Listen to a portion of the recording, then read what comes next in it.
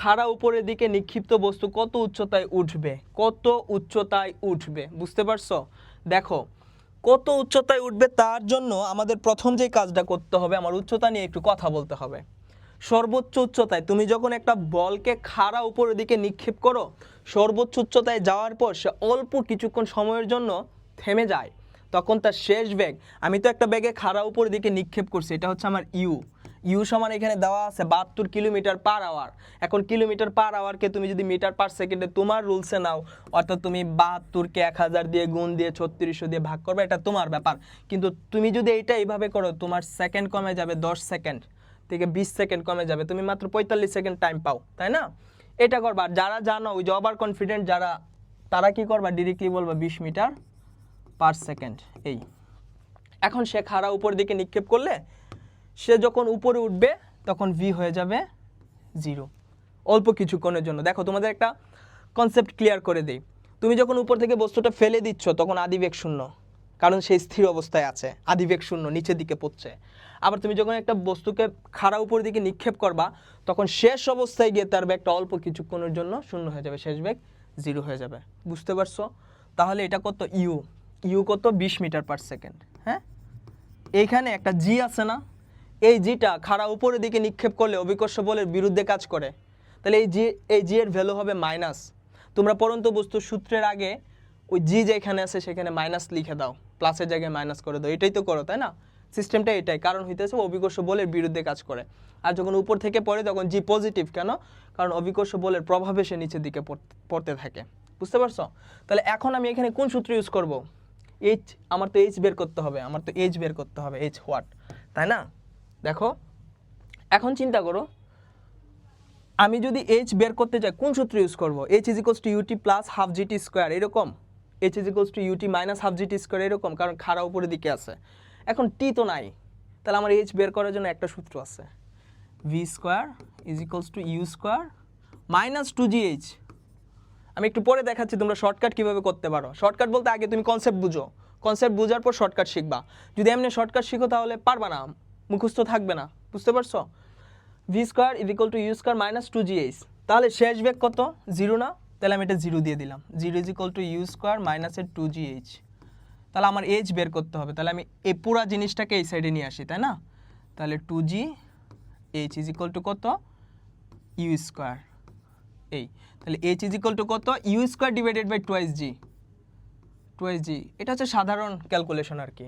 You square H is equal to আমি পাইলাম U square divided by twice G, এরকম। তাহলে তুমি এখন থেকে তুমি যদি এখন এখানে 20 স্কোয়ার করো ডিভাইডেড বাই 2 ইন্টু 9.8 দাও, তাহলে তুমি অ্যান্সার পেয়ে যাচ্ছ, তাই না? তুমি ক্যালকুলেটরটা চাপো, ক্যালকুলেটর চাপলেই তোমার অ্যান্সার এসে যাচ্ছে। 20 স্কোয়ার ডিভাইডেড বাই 19.6, মানে 2 ইন্টু 9.8 মানে 19.6, এই তাহলে কত আসলো, এটা 20.4, এই 20.4 মিটার হচ্ছে তোমার অ্যান্সার। এখন তুমি চিন্তা করো, তুমি এত কাহিনী করতে পারবা?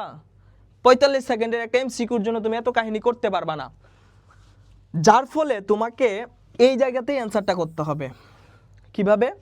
কোনো একটা বস্তুকে জাস্ট চোখ বুঝে চিন্তা করে, কোনো একটা বস্তুকে খাড়া উপরের দিকে নিক্ষেপ করছো, বস্তুটা সর্বোচ্চ উচ্চতায় উঠছে, কত উচ্চতায় উঠবে সেটা আমার বের করে দেখাইতে হবে। ইউ আদি বেগে তুমি নিক্ষেপ করছো, ইউ বেগটা তোমার দেওয়া আছে, যদি ইউ বেগ দেওয়া থাকে জি তুমি জানো, সোজা কথা এইচ ইজ ইকুয়াল টু হবে ইউ স্কোয়ার, মানে তুমি যেই বেগে খাড়া উপরের দিকে নিক্ষেপ করছিলা ডিভাইডেড বাই হচ্ছে 19.6, এই যে 2 ইন্টু 9.8 মানে হচ্ছে 19.6, এটাও গুণ করতে হবে না, সোজা এই সূত্রটা ইউজ করে দাও। তাহলে ইউ কত ছিল, 20 স্কোয়ার ডিভাইডেড বাই হচ্ছে 19.6, ডিরেক্টলি ভাগ করে দিলে, তাই না? এখন তুমি যদি ওইটা ওইভাবে করতে যাও, যে এই যে এই সূত্র ইউজ করে করতে যাও, তুমি তো কনসেপ্টটা বুঝতে পারছো, তাহলে তোমার অনেকক্ষণ টাইম লাগার কথা, কিন্তু এখন লাগবে না। এখন তোমাকে আমি যদি বলি যে সর্বোচ্চ উচ্চতায় উঠতে তার সময় কতটুকু লাগবে, দেখো সর্বোচ্চ উচ্চতা, আমি এখান থেকে তোমাদেরকে আরেকটা কোশ্চেন দিচ্ছি, এই কোশ্চেনটা আসার সম্ভাবনা আরও বেশি, ঠিক আছে? এটাতে কয়েকটা স্টার দিয়ে রাখো। আচ্ছা দেখো, আমি তোমাদেরকে এটা বুঝাচ্ছি যে সর্বোচ্চ উচ্চতায় উঠতে কত সময় লাগবে। হ্যাঁ, এই জিনিসটা দেখো। আচ্ছা, সে যে উপরে উঠলো তার শেষ বেগ 0 না? তাহলে আমরা কি লিখব, v is equal to U minus G T. সর্বোচ্চ উচ্চতায় উঠতে তার কত সময় লাগবে, বুঝতে পারতে? তাহলে সর্বোচ্চ উচ্চতায় বেগ কত, 0। এটা দিয়ে আমি বুঝতেছি যে সে সর্বোচ্চ উচ্চতায় উঠে গেছে। বুঝতে পারছো কাহিনীটা? তাহলে এটা কি হইল, এটা 0 ইজ ইকুয়াল টু ইউ মাইনাসের জিটি, ইউ মাইনাসের জিটি। তাহলে জিটি ইজ ইকুয়াল টু কী হবে, ইউ। তাহলে টি ইজ ইকুয়াল টু কী হবে, টি ইজ ইকুয়াল টু হচ্ছে ইউ ডিভাইডেড বাই জি। এটা হচ্ছে তোমার সর্বোচ্চ উচ্চতায় ওঠার সময়। তো তুমি যেই বেগে খাড়া উপরের দিকে নিক্ষেপ করছো সেই বেগ ডিভাইডেড বাই হচ্ছে জি এর মান। তাহলে সর্বোচ্চ উচ্চতায় উঠতে তার টি সময় লাগবে বা টি সেকেন্ড টাইম লাগবে। মাথায় থাকবে এটা, মাস্ট মনে রাখবা এই দুইটা জিনিস। একটু আগে যেটা দেখাইলাম, এই যে এটা এইচ ইজ ইকুয়ালস টু হচ্ছে ইউ স্কোয়ার ডিভাইডেড বাই 19.6, আরেকটা হচ্ছে এটা। এখন দেখো তোমাকে সর্বোচ্চ উচ্চতায় উঠতে না বলে বললো যে বিচরণকাল কত, বিচরণকাল কত বা উড্ডয়নকাল কত। বিচরণকাল মানে হচ্ছে তুমি যে খাড়া ইউ বেগে নিক্ষেপ করছো সেটা এইখানে উঠলো, উঠার পরে আবার নিচে নেমে আসলো, এই পুরো সময়টা এটা হচ্ছে বিচরণকাল বা উড্ডয়নকাল। তো বিচরণকাল আর উড্ডয়নকাল বের করার জন্য তুমি যদি উপরে ওঠার সময় বের করতে পারো, তুমি নিচে নামার সময় বের করতে পারবা। কারণ কি, কারণ উপরে উঠতে যত সময় লাগবে নিচে নামতেও ঠিক তত সময় লাগবে। তাহলে উপরে উঠতে সময় লাগছিল কত, ইউ ডিভাইডেড বাই জি। এখন নিচে নামতে সময় লাগবে কত, ইউ ডিভাইডেড বাই জি। তাহলে ইউ ডিভাইডেড বাই জি কয়টা, 2টা। এটা এখানে 2 দিয়ে দাও। বুঝতে পারছো? এটা হচ্ছে 2। আচ্ছা আমি এটাকে হচ্ছে, এটা হচ্ছে ধরো টি দিয়ে দিলাম, হ্যাঁ, ক্যাপিটাল টি। আর এই টি হচ্ছে আমার উপরে উঠতে সময়, ইউ ডিভাইডেড বাই জি। আশা করি আমি বুঝাতে পেরেছি, আশা করি আমি বুঝাতে পেরেছি তোমাদেরকে। এই কনসেপ্টটা মাথায় রাখো, তুমি মাস্ট এই কনসেপ্ট থেকে একটা এমসিকিউ কমন পাবাই। শুধু এমসিকিউ না, তুমি এসকিউও কমন পাবা এখান থেকে, মাস্ট পাবা। পরন্ত বস্তু থেকে প্রশ্ন ছাড়া কোনো প্রশ্ন হতে পারে না। আচ্ছা এরপরে আসো 9 নাম্বার। আমি 20টা এমসিকিউর কথা বলছি তোমাদেরকে। দেখো এই কোশ্চেনটা একটু ভালোভাবে দেখো। পরন্ত কোনো বস্তু 5ম সেকেন্ডে কত দূরত্ব অতিক্রম করবে। দেখো মাত্র একটা জিনিস দিছে, আর একটা বলছে কি পরন্ত বস্তু, ডেটা মাত্র একটা। 5ম সেকেন্ডে কত দূরত্ব অতিক্রম করবে বা কত সরণ ঘটাইবে। মাথায় রাখবা 5ম সেকেন্ড, 10তম সেকেন্ড, 7তম সেকেন্ড, 3তম সেকেন্ড বা 3rd সেকেন্ড, এইরকম যদি কথা বলে, 5ম সেকেন্ড মানে 5 সেকেন্ড না, 5ম সেকেন্ড মানে 1 সেকেন্ড। কেমন ব্যাপারটা, পরন্ত বস্তু উপর থেকে পড়তেছে, সে এইখান থেকে যখন পড়বে, এই যে এটা হচ্ছে তার 5 সেকেন্ডে অতিক্রান্ত দূরত্ব, 5 সেকেন্ডে, 5 সেকেন্ডে অতিক্রান্ত দূরত্ব। আর এইটা হচ্ছে তার 4 সেকেন্ডে অতিক্রান্ত দূরত্ব। বুঝতে পারছো? উপর থেকে একটা বস্তু পড়তেছে যার বেগ হচ্ছে 0, আদি বেগ, ওই যে একটু আগে বলছিলাম। এইখানে সে আসলো কত সেকেন্ডে, 5 সেকেন্ডে। এইখানে আসলো কত সেকেন্ডে, 4 সেকেন্ডে। তাহলে আমাকে বলছে 5ম সেকেন্ডে অতিক্রান্ত দূরত্ব কত। 5ম সেকেন্ড কথাটার মানে হচ্ছে এই জায়গাটুকু, এই জায়গাটুকু। বুঝতে পারছো? তাহলে এটা যদি h5 হয় মাইনাস h4, এইটুকু হচ্ছে h4 আর এইটুকু হচ্ছে মানে এই পুরাটা হচ্ছে তোমার h5। এই h5 থেকে h4 কে বিয়োগ করলে তুমি যেই ভ্যালুটা পাবা, যেই দূরত্বটা পাবা, এই দূরত্বটা হচ্ছে তোমার 5ম সেকেন্ডে অতিক্রান্ত দূরত্ব। আমি বুঝাইতে পারছি কিনা? এখন যদি বলে 7তম সেকেন্ডে অতিক্রান্ত দূরত্ব কত, তাহলে তুমি বলবা 6 সেকেন্ডের অতিক্রান্ত দূরত্ব আর 7 সেকেন্ডের অতিক্রান্ত দূরত্বের মধ্যে পার্থক্য যেটা, মানে 7 সেকেন্ড অতিক্রান্ত দূরত্ব মাইনাস 6 সেকেন্ড অতিক্রান্ত দূরত্ব। তোমাকে যদি বলে 10 সেকেন্ড অতিক্রান্ত দূরত্ব কত, তাহলে তুমি বলবা 10 সেকেন্ড অতিক্রান্ত দূরত্ব মাইনাস 9 সেকেন্ড অতিক্রান্ত দূরত্ব, এইটার মান। বুঝতে পারছো? এখন তোমাকে তো 5 সেকেন্ড অতিক্রান্ত দূরত্ব বের করতে হবে, তাহলে এই সূত্র কোনটা ইউজ করবা? দেখো এটা কিন্তু অনেক বড় একটা ম্যাথ, তুমি এমসিকিউতে করবা, আমি সহজে শেখাচ্ছি। হ্যাঁ, কিভাবে করবা দেখো। h ইজ ইকুয়াল টু তুমি যদি ডিরেক্টলি ইউজ করো, কোন সূত্রটা ইউজ করবা? সেকেন্ডের হিসাব, তাই না?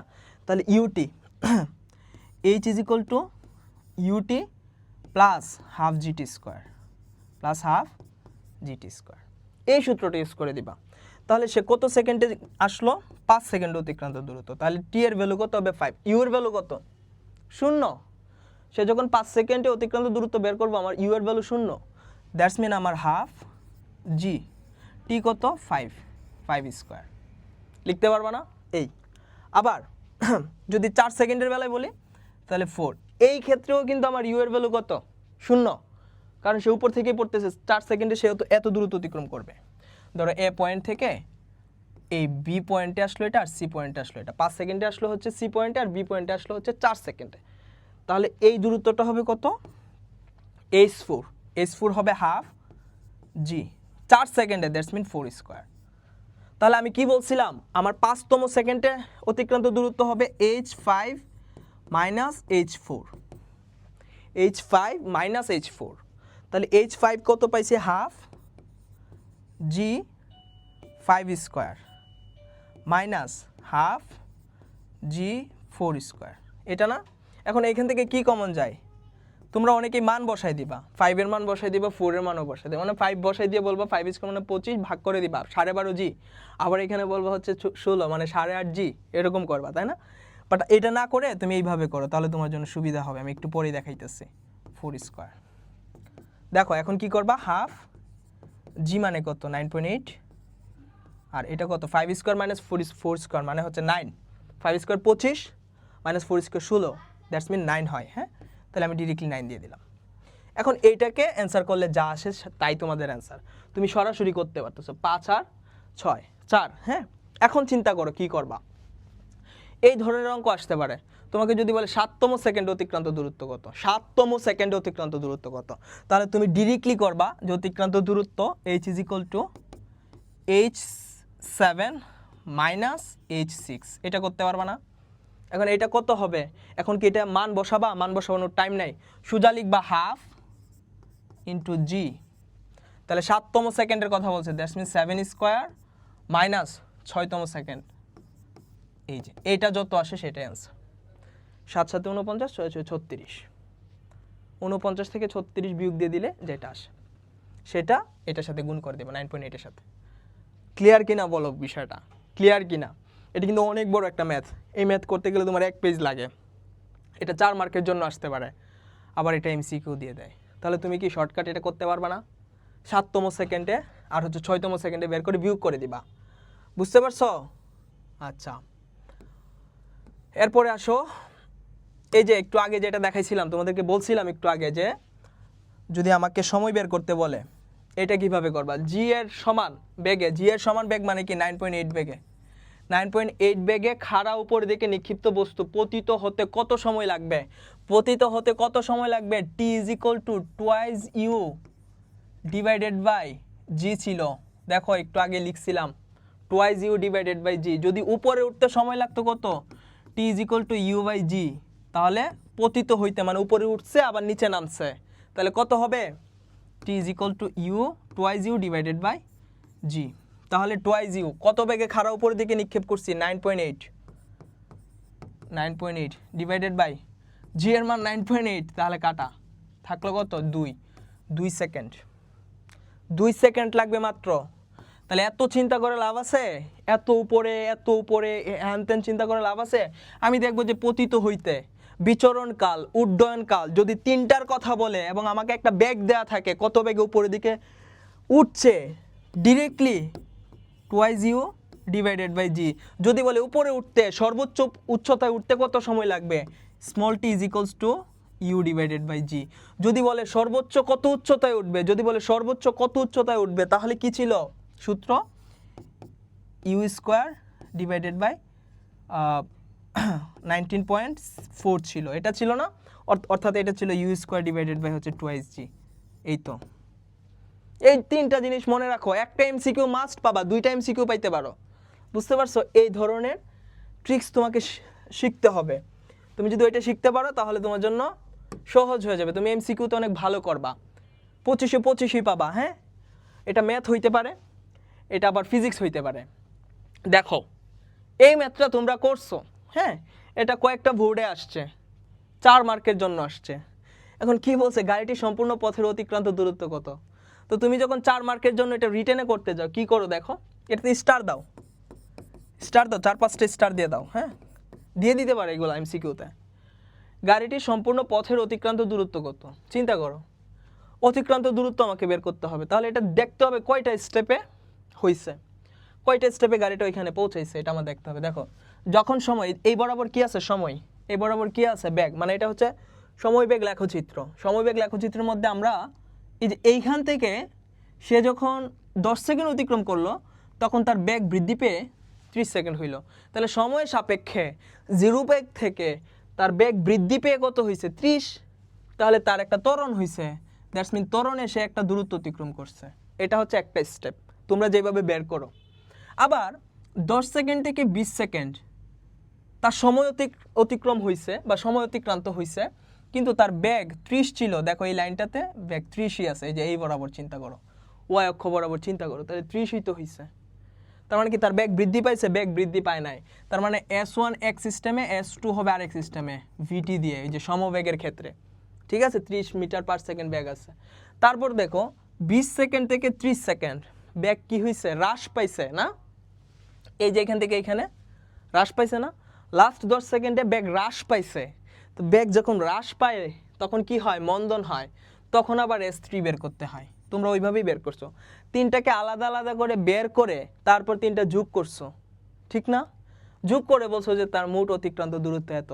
কিন্তু আমরা একদম একদম মাত্র 10 সেকেন্ডে করব ম্যাথটা, মাত্র 10 সেকেন্ডে করব।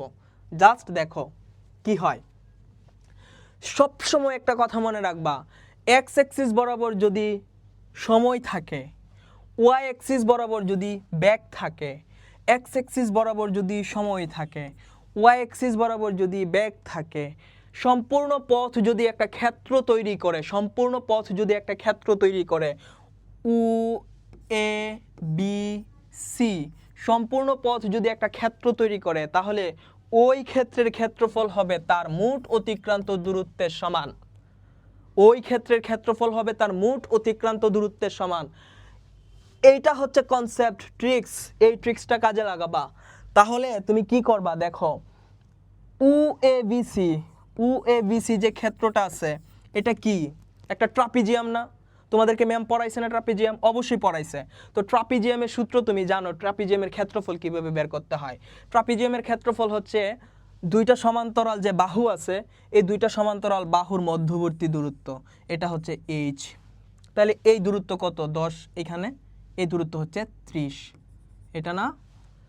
অর্থাৎ দুইটা সমান্তরাল বাহুর মধ্যবর্তী দূরত্ব এইচ ডিভাইডেড বাই 2, এবং যে দুইটা সমান্তরাল বাহু আছে এই দুইটা সমান্তরাল বাহুর দৈর্ঘ্য এর যোগফল না, 0 থেকে 30 প্লাস এটা কত, এবি কত, দেখো এবি আর এই যে এটা এইখানে 10 থেকে 20 কত সেকেন্ড, 10 সেকেন্ড। আমি এখন সেকেন্ড হিসাব করবো না, আমি হচ্ছে বাহুর দৈর্ঘ্য হিসাব করতেছি, সময়কে বাহুর দৈর্ঘ্য হিসেবে নিয়ে গেলাম। তারপর এবি কত, এবিও হচ্ছে তাহলে 10, তাহলে 30 ইন্টু 10 কত হইল, এইচ কত 30, তাই না, ডিভাইডেড বাই 2 ইন্টু 40, তাহলে করলে কত হয় 15, 4 15 কত 60, আর আছে একটা শূন্য, 600 মিটার। 600 মিটার।